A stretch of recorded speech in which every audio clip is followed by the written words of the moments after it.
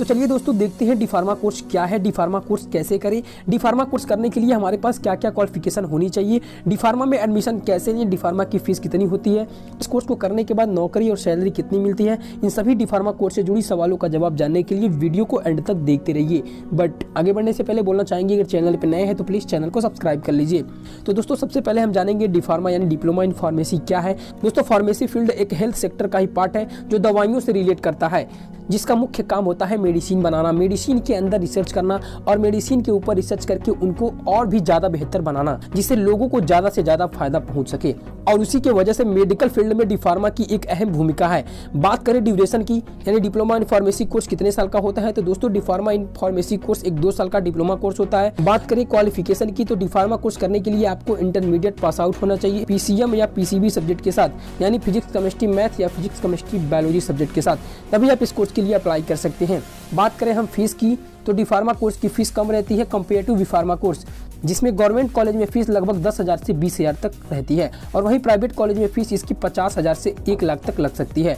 और D pharma course में admission लेने के लिए आपको इंटरमीडिएट पास आउट होना चाहिए मिनिमम 45% मार्क के साथ। और अगर आप डी फार्मा की इंट्रेंस एग्जाम देना चाहते हैं तो आपका इंटरमीडिएट में मिनिमम 60% मार्क्स होना चाहिए, तभी आप इंट्रेंस एग्जाम दे पाएंगे।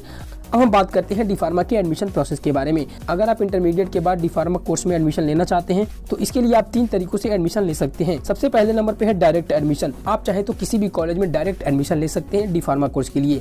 और दूसरे नंबर पे है मेरिट लिस्ट के आधार पर। बहुत सारे कॉलेज 10th और 12th के मेरिट के आधार पर एडमिशन देते हैं, तो आप चाहे तो मेरिट लिस्ट के आधार पर एडमिशन ले सकते हैं डी फार्मा कोर्स करने के लिए। और तीसरे नंबर पे है इंट्रेंस एग्जाम बेस्ड। जी हाँ, आप इंट्रेंस एग्जाम देकर एग्जाम क्वालिफाई करके आप गवर्नमेंट कॉलेज में एडमिशन ले सकते हैं। अब हम बात करते हैं डी फार्मा कोर्स करने के क्या क्या फायदे होते हैं, मतलब आप कहाँ कहाँ काम कर सकते हैं, किस किस फील्ड में जॉब कर सकते हैं। तो देखिए, डी फार्मा कोर्स करने के बाद आप चाहे तो गवर्नमेंट हॉस्पिटल में जॉब कर सकते हैं, या फिर आप चाहे तो प्राइवेट हॉस्पिटल में जॉब कर सकते हैं, या फिर आप चाहे तो फार्मास्यूटिकल कंपनी में जॉब कर सकते हैं, या आप चाहे तो आप खुद का अपना मेडिकल स्टोर ओपन कर सकते हैं, वहाँ पे आप दवाइयों की सीलिंग कर सकते हैं। इस डी फार्मा कोर्स को कंप्लीट करने के बाद आपको एक लाइसेंस मिल जाती है, तो आप मेडिकल स्टोर भी ओपन कर सकते हैं। अब हम बात करते हैं डी फार्मा कोर्स करने के बाद आपकी सैलरी कितनी होगी।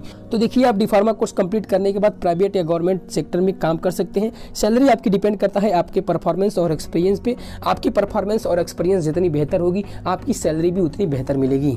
अब हम बात करते हैं कि डी फार्मा कोर्स करने के दौरान आपको क्या क्या बताया जाता है, क्या क्या पढ़ाया जाता है, किन किन चीज़ों के बारे में आपको बताया जाता है। तो डी फार्मा कोर्स के दौरान आपको दवाइयाँ बनाने के बारे में बताया जाता है, मतलब जो आपका 2 साल का डी फार्मा कोर्स होता है, इस 2 साल में दवा को किस तरह से बनाना चाहिए, या फिर कौन सी बीमारी है, कौन सा रोग है, उस रोग के लिए, उस बीमारी के लिए कौन सी दवा सही रहेगा, किस तरह से इलाज करना चाहिए, उस दवा का उस ह्यूमन बॉडी पर कितनी देर तक असर रहता है, या फिर किसी बीमारी के लिए, किसी रोग के लिए कितनी मात्रा में दवा देनी चाहिए, कितनी मात्रा में दवा बनानी चाहिए। इन सारी चीज़ों के बारे में आपको डी फार्मा कोर्स के दौरान बताया जाता है।